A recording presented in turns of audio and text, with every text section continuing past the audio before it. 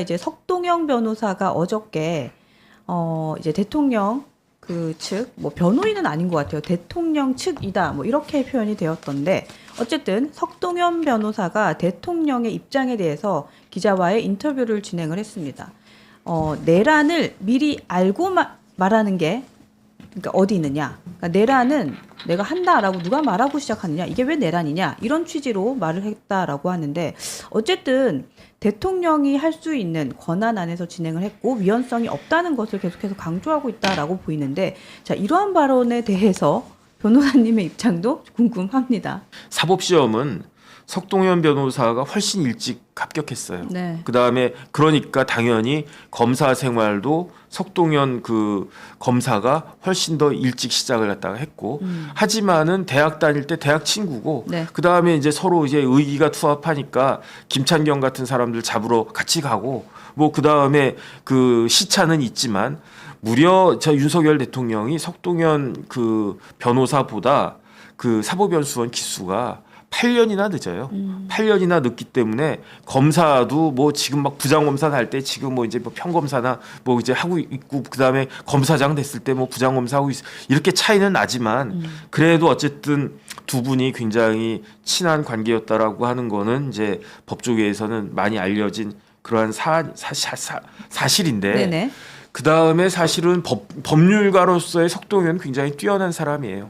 그래서 법리 같은 것에 있어서도 굉장히 밝은 분으로 저는 알고 있거든요. 네. 그래서 지금 그 대통령 윤석열 대통령의 변호인단을 꾸리고 있는데 거기에 이제 좌장 역할을 그 김홍일 그 검사장, 네. 김홍일 전 방통위원장이 좌장 역할을 맡으신다라고 했는데 그분은 이제 그 이렇게 리더로서 조직을 갖다가 그 변호인단을 이끌어가는 역할을 하실 것 같고 네.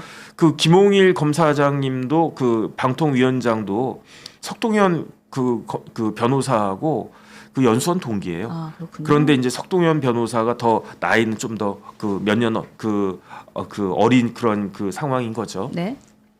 지금 그 윤석열 대통령의 혐의는 내란죄인데 내란죄는 크게 그 두 가지 세 가지 이 정도가 필요해요. 뭐가 필요하냐면은 첫 번째는 국헌을 문란할 목적이 있었느냐. 그 목적이 굉장히 중요한 거고요. 네. 두 번째는 뭐가 필요한 것이냐. 그 폭동이 있었느냐. 그것이 중요하고 그 다음에 이제 그것과 관련된 뭐 고의가 있었느냐 이런 것들이 다 입증이 돼야 될 텐데 사실은 제가 그냥 그 객관적으로 냉정하게 봤을 때에는 네. 석동현 변호사님 지금 말씀하시는 게 이제 변호를 갖다가 하는 게 아니 대통령이 내란을 갖다가 일으키냐 그게 말이 되느냐? 그 다음에 대통령에게는 그 계엄령을 선포할 권한이 있으니까 그 권한을 행사한 거 아니냐? 그 다음에 무슨 폭동이 있었냐?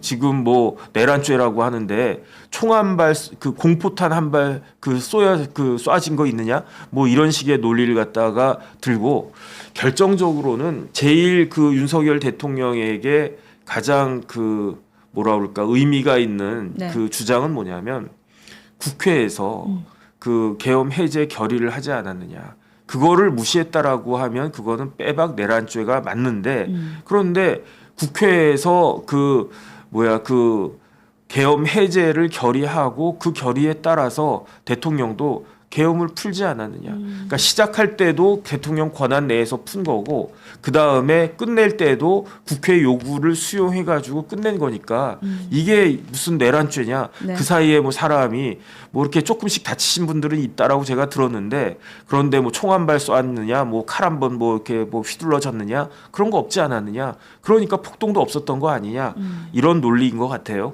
근데 이러한 논리가 그 법원에 가서 그 다음에 헌법재판소에서 얼마나 그 받아들여질 수 있을지 그거는 장담은 못 하겠어요. 그렇죠. 왜 장담을 못 하겠느냐? 네. 이게 논리적으로 말도 안 된다. 뭐 이건 뭐 당연히 뭐 내란 수괴다. 이렇게도 이야기할 수가 없는 게 그 이전에 있었던 계엄이나 뭐 4.19나 5.16이나 이럴 때 진짜 뭐 이렇게 뭐 총도 쏘고 그다음에 뭐 탱크도 뭐 이렇게 왔다 갔다 하고 그다음에 다친 사람들도 있고 그 사망한 사람들도 있고 그런 불행할 일들이 있었는데 그런데 이거는 그게 없었단 말이죠. 그다음에 헌법 절차 내에서 시작해서 헌법 절차 내로 끝났다. 이것도 맞는 말 같고 그래서 이런 점은 윤 대통령한테 유리한 점이긴 한데 윤 대통령한테 불리한 건 뭐냐면요. 네. 가장 불리한 건 뭐냐면 지금 그 밑에 있는 군인들이 그 장군들이 네. 말을 자꾸 바꾸고 있잖아요. 그런데 한 명만 말을 바꾼다. 그러면은 모르겠는데 지금 뭐 장군들이 그냥 별 3개씩이나 단 사람들이 자꾸 이야기를 갖다 바꾸고 있고 그다음에 뭐 경찰청장도 뭐 그렇게 이야기를 하고 있고 뭐 그런 그다음에 심지어 체포를 하라고 사람들한테 그 뭐 지시를 했다라고 나는 그런 지시를 받았다라고 장군들은 이야기하고 그런데 이제 어제 석동현 변호사는 체포에 체도 이야기하지 않았다. 그러니까요. 근데 체포가 왜 중요하냐면 체포를 할 그 대통령 말씀이 체포에 가서는 궁해진단 말이에요. 왜냐하면 대통령이 뭐라고 이야기를 했느냐, 네. 왜 내가 계엄을 갖다가 하게 됐느냐 그 이야기를 그 어떻게 이야기했냐면 잠깐만요. 비상계엄의 목적이 거대 야당의 반국가적 패악을 알리고 이를 멈추도록 경고하기 위한 것이었다. 이렇게 말씀을 하셨단 말이에요. 그랬죠. 그런데 왜 그렇다라 그러면 그 정도인데 그런데 왜 사람을 체포하려고 하지? 더군다나 여당 대표를 왜 체포하려고 하지? 그러니까 뭐 체포조에 이어서 사살조 얘기까지 나오고 난리가 났죠, 사실은. 그러니까 이런 부분들이 궁해지기 때문에 그런데 대통령은 나는 체포하라는 이야기 한 적이 없다라고 일단 지금 부인하고 있는 거고 그래서 그런 체포 같은 거 없었다 그런 지시 같은 거 없었다 그러면은 그 대통령이 이제 방어하는 게 훨씬 더 쉬워질 텐데 지금 뭐 체포란 이야기를 들었다는 사람이 제일 먼저 나온 게 홍장원 국정원 1차장. 네. 그 다음부터 이제 뭐 수방사령관, 뭐 특전사령관, 막 이런 사람들, 그다음 심지어 이제 경찰청장도 체포 이야기가 있었다 이렇게 되는 거니까 둘 중에 한 명은 거짓말하는 거잖아요. 그렇죠. 둘 중에 한 명, 대통령이 거짓말하거나 아니면 그 밑에 있는 뭐 이렇게 고위 그 장성들이나 경찰청장이 거짓말하거나.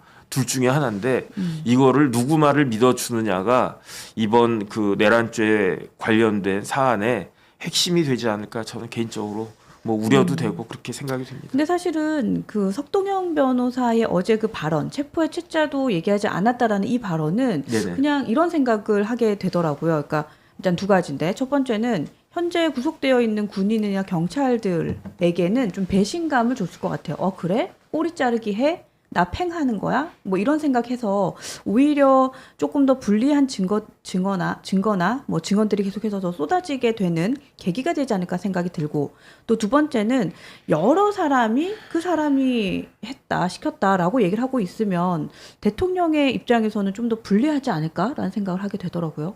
불리하죠. 왜 불리하냐면 어떤 말이 진실이냐 나한테 불리한 말이 진실인 경우가 많잖아요. 예컨대 제가 밥을 그 뭐 빵으로 훔쳐 먹었어요. 네. 훔쳐 먹었다고 자백하는 게 그게 진실일까요? 아니면 나는 그런 거 없다. 안 훔쳐 먹지 않았다. 여기 빵이 있었는데 왜 지금 없지? 난 모르겠는데 이렇게 이야기하는 게 진실이겠습니까? 상식적으로는 그러니까 이화영 부지사도 마찬가지예요. 이화영 부지사도 자기한테 불리한 이야기, 이재명 대표한테 불리한 이야기를 했다가 네. 그러다가 그거를 번복했거든요. 그러면 누가 봐도 바보 아니냐 뭐 이런 생각 들지 않겠습니까? 그거를 자기한테 유리한 쪽으로 진술을 번복했는데 그 말이 진실일 것이다라고 생각하는 거는 상식에 반하는 거란 말인 거죠.